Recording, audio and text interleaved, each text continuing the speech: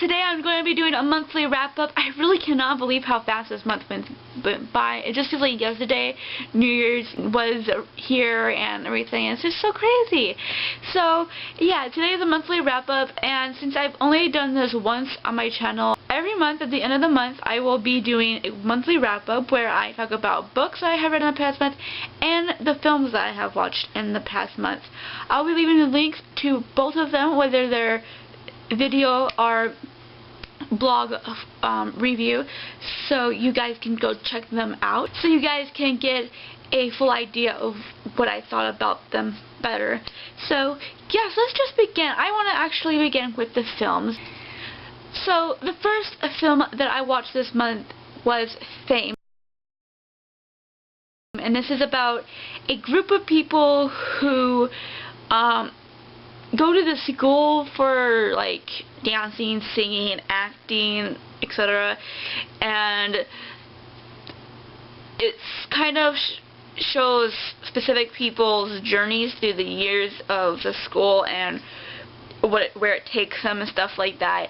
I was really looking forward to this film because I thought it was going to be so amazing and fun to watch, because I love watching dancing and singing and stuff, but it was actually kind of awkward to watch. I didn't really care for the characters. The storylines were just kind of meh, and like it was just a whole lot of awkwardness in this film. So I only gave it 2 stars, and the reason why it actually got 2 stars is because I really liked the angles and the lighting that they chose in this film. The next film that I watched was actually something that I went to the theater for. I wasn't really planning to go to the theater. I don't ever go to the theater, really, because it's so expensive. But I wanted to go see a film. And I went to see The Hobbit, The Unexpected Journey, and I gave that 5 stars. I loved it. Everything about it was spectacular. I really appreciate where Peter Jackson is taking this. I really liked it, and I loved the singing. I really did. That was like the best thing for me, was the singing. The third film that I watched is Margaret, and I gave this 1 star. This is about a girl. She's in high school, and she is a witness to an accident that she feels she causes, and she becomes emotionally abusive to her family and to her friends. And I was not really sure what I was going into, and I kind of went to watching this because of the main character, the actress who plays that main character. I had watched her in Fly Away Home, so I was really wanting to see how she portrayed a different character, and yeah, it was kind of horrible to watch. I was just cringing, and I quit like maybe 20 minutes in. Just couldn't take the whole storyline and everything. It was just awkward and horrible. The next one is Step Up Revolution, and I loved this film for how unique it was. It was completely different from all the other ones.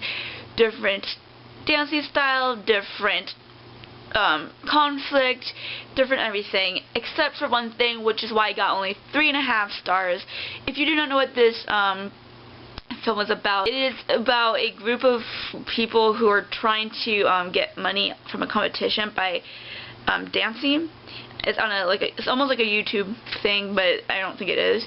And they go out and onto the city and they dance. They'll dance in the middle of the street, blocking traffic. They'll go to an art gallery and disturb the art gallery by dancing.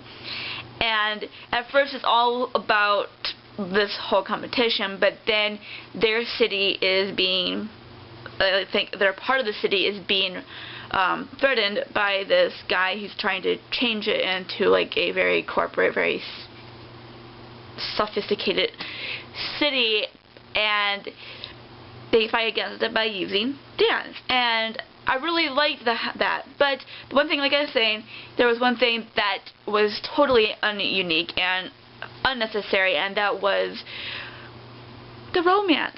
Oh my gosh, it really annoyed me so much when I realized there was a romance. I mean, I guess I should have expected it, and I did, but at the same time, I was really hoping that they would just leave that out of it, because there was no need for it. This whole film had a lot going for it with the whole conflict and what they were trying to do. I would have loved more focus on that, because that's an important thing, and it just was just taken away by the whole romance, and it's just so repetitive. So yeah, I give it 3.5 stars. Next one is Total Recall, and I don't know how to explain this one, but this guy, he works building these, like, robots? Yeah, like they're robots and they're cops of some sort. And, oh no, they're these robots that are like the army. And he goes to recall. That's right, he goes to recall for pleasure. This guy says, hey, if you go to recall, you know, they'll make up any story for you and you'll have the time of your life. And when you come out, you know, you just go back to your life, and it makes it more easier to do. So he goes to recall, and it sets off an alarm, and he starts remembering who he was and things like that. And it pretty much takes off by him pretty much killing these cops slash robots slash army folk people. And yeah, I really liked it. I really appreciated where this film was going, and I liked the story, the characters, everything, but I did not like how dark the lighting was. I knew that was part of the atmosphere. It was dark, it was, you know, apocalyptic feel to it, but I really couldn't even see the character's face all that well. I couldn't see the actor's face, I couldn't see the expressions that much. It was just way too dark. It annoyed me. You know, I loved the film overall, but I just couldn't get over that part. So I gave it 4 stars. The next one is Looper. This would have been a really good film. I liked the actors. Gordon Levitt played his character very well. I thought it was really nice to see him in a very different role than I normally saw him in, and all that, but the story itself just kind of fell short for me. I would have loved it to be more of a focus on getting rid of the people who were making them do this kind of thing. You know, what right do they have to control your life like that, and to just kill anybody and everybody you don't really care for, kind of a thing. I would have liked them to be fighting against that, but they didn't, and that kind of just felt weird for me. And it's just a lot of gore, it felt like it was all about how many people you could shoot, and it was just about, you know, killing one another. It was just ridiculous. I liked that story idea, and I give it 3 stars. So there was a part of me that was kind of like interested, but it just didn't hold together for me. This one is The Words, and I loved this film. It was very simply told, very smooth and subtle, and just the way, and I loved how it was like a story inside of a story inside of a story, and I really liked how it was all told, and just, it was so beautiful and sweet and sad, and it had an open-ended ending, so some people may not like that, but I thought it was really cool because it left me having to deal with it. I like certain ones that do that if it's well done, and I thought that they did it very well. So I give it 5 stars. The next one that I watched is the last of the series of the Dark Knight series, and it's The Dark Knight Rises, which I gave 5 stars. Oh my gosh, it was fantastic. I thought it was a perfect way to end the series, especially because I always felt like Bruce Wayne put so much on himself, being that type of hero for this city, and he just put too much on himself in that way. So I really appreciated that they gave him a way out. Christian Bale is just as good as he was in all the other ones, and I thought that Anne Hathaway as Catwoman was perfect. She had the body for it. She had the talk and the walk to it, and I loved that Gordon Levitt played Robin, and that was really great. I have 2 films that I watched this month are rewatches, and I own them. The first one that I watched is The Lady and the Tramp, and it's a cute story. It's kind of slow for me, but I really liked it, and I like, oh my gosh, those 2 cats. It was just, it goes back to my childhood when I watched it. And even as a child, I thought it was kind of boring.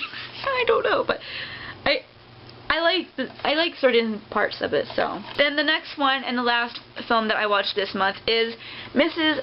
Doubtfire with Robin Williams and Sally Field. And Robin Williams is an amazing comedian. Like, these kind of roles are just perfect for him, and I just loved watching him in this film.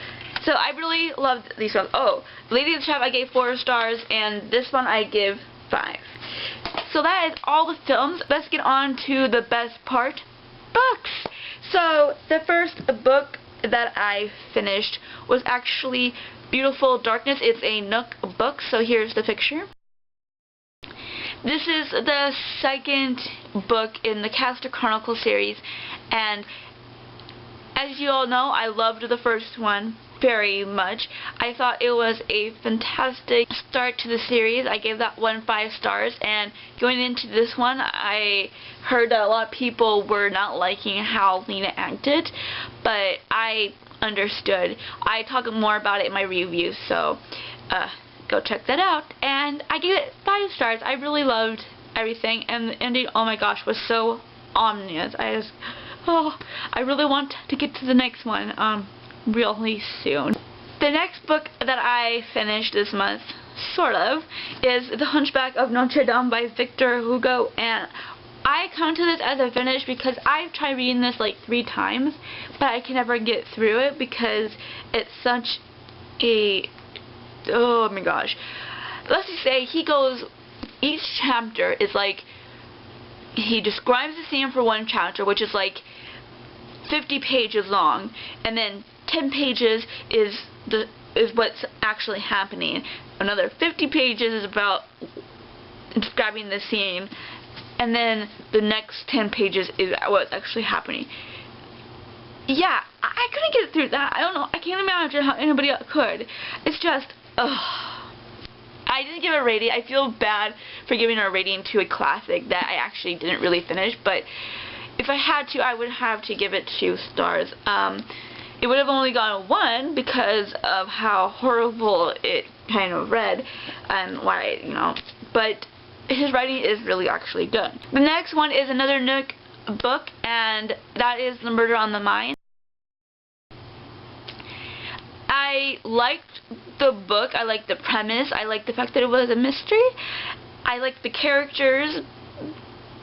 The writing was okay, but what really took away from it was that I already knew who it was, who did it, because the author gave it to you. And it wasn't like I forget the author's name, was nice about it either. He threw it into your face and kind of was like, ha ha ha, here it is. You know, he didn't care that a lot of people actually like to find out on their own. He actually gave it to you in the first 3 chapters, pretty much. It felt like he gave it to you like the 3rd chapter in, and you're just like, what? What? We didn't even hear much about the crime or what was going on, yet you already knew who did it. So that really pissed me off. I didn't really appreciate it. But I gave it 3 stars just because I did like what this author was trying to do with the whole psychic thing. Cloud Atlas by David Mitchell, and I loved this book so much. There is one thing that I actually missed in talking about it in my review, and that is that although I got this one big connection that you have to kind of decide for yourself and look for, but as I was thinking about it, you actually can take any sort of connection out of it. What kind of connection I take out, you might actually take a different kind of connection from it. So your answer may be different than my answer, and that actually makes it even better because that means that David Mitchell was able to do it in just a way that there is many answers to it, and there's no wrong or right answer. You know, it's all depends on your perspective. So I gave this 5 stars. Please check out my review.